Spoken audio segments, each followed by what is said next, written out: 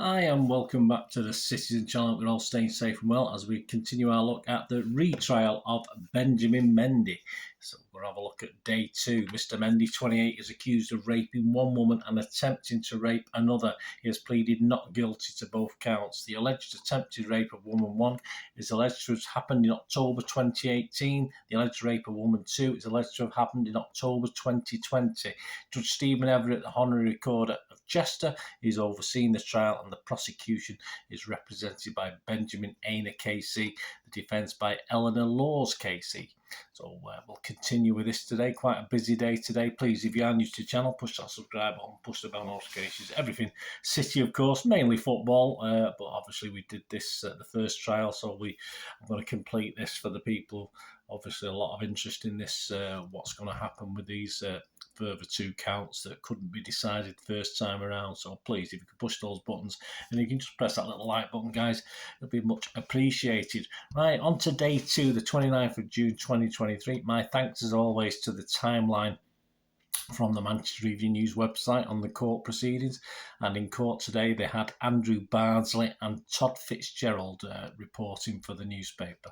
All got underway at just after 12 noon, about 12:02. The jury of 6 men and 6 women entered the court.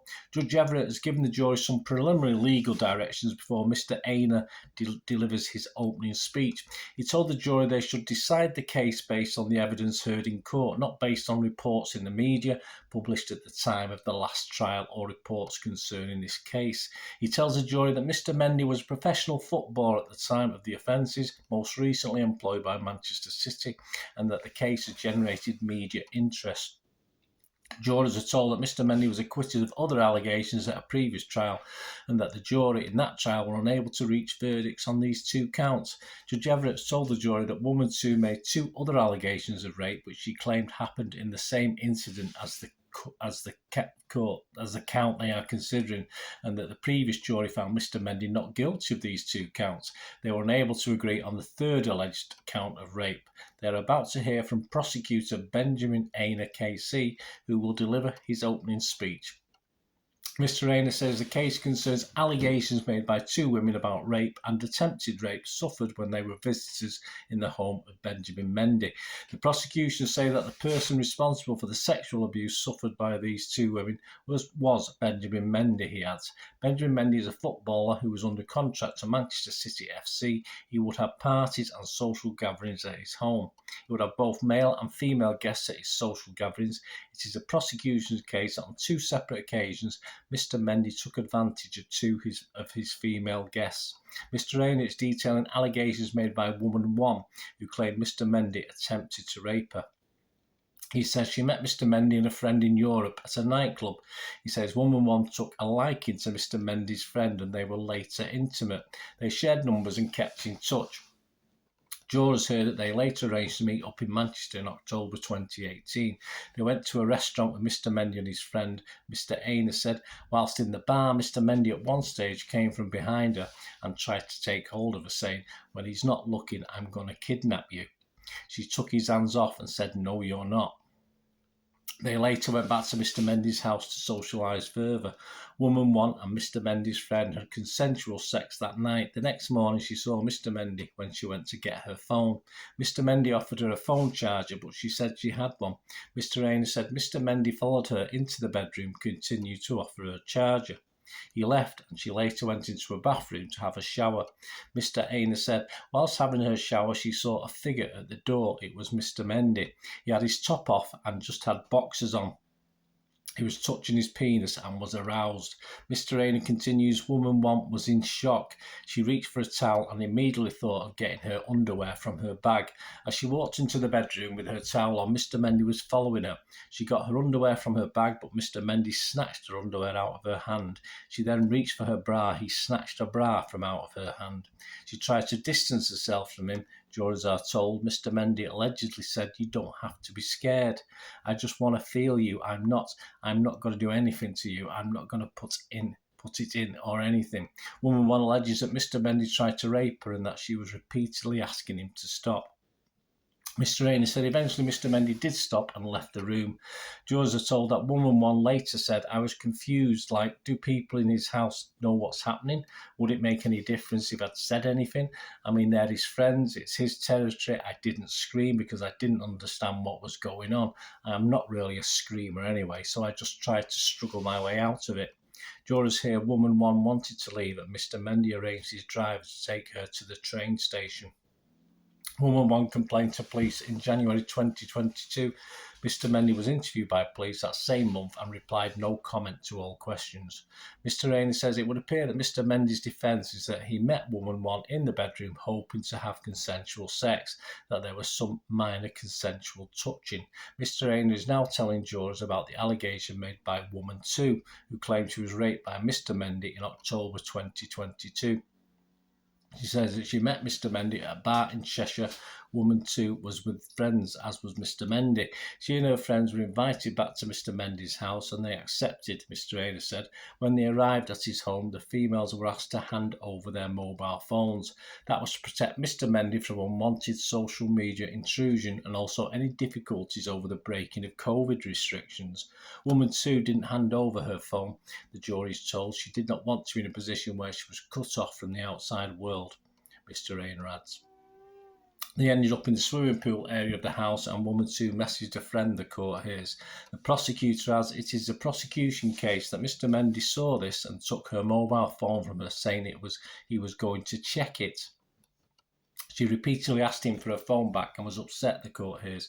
She felt she was being treated like a child, the jury is told. The court hears the woman was concerned because she had images of a private, intimate nature. Woman two followed Mr. Mendy into a bedroom, the court is told. The bedroom doors were locked behind her with an internal locking system that Mr. Mendy controlled, Mr. Raynor tells the jury. Mr. Mendy said she wanted to see the woman naked, the court hears. The woman, the prosecutor tells the court, said, I do not want to have sex with you, I just want my phone back. Give me my phone and I'll leave. Mr. Raynor adds, Mr. Mendy told her that he just wanted to look at her, that he would give the phone back if she took her clothes off. Mr. Mendy allegedly said, if you just take off your clothes, I just want to have a look at you. I promise you I won't touch you. I just want to see what you look like. I want to see your body. I want to see your tits. Your tits are so big. Mr. Mendy allegedly told her, no, I'm not going to touch you. I just want to feel you. It's fine. It's okay.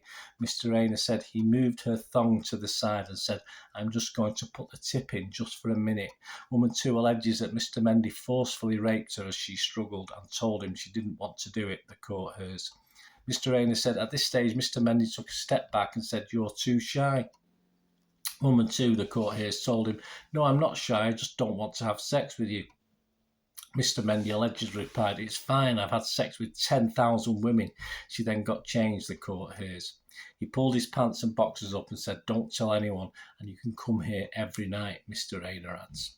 Mr. Mendy was interviewed by police in November 2020 in relation to woman two's allegations when he gave a prepared statement and said sexual contact between the two had been consensual.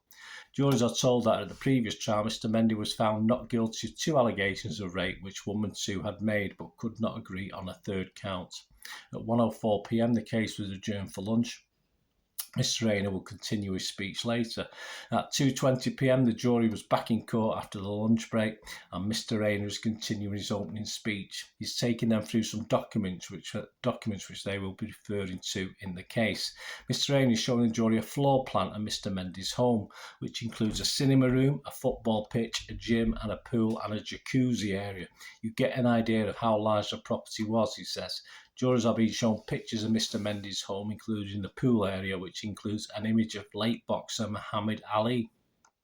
The jury is now being shown a 2-minute clip of drone footage showing the area around Mr. Mendy's property.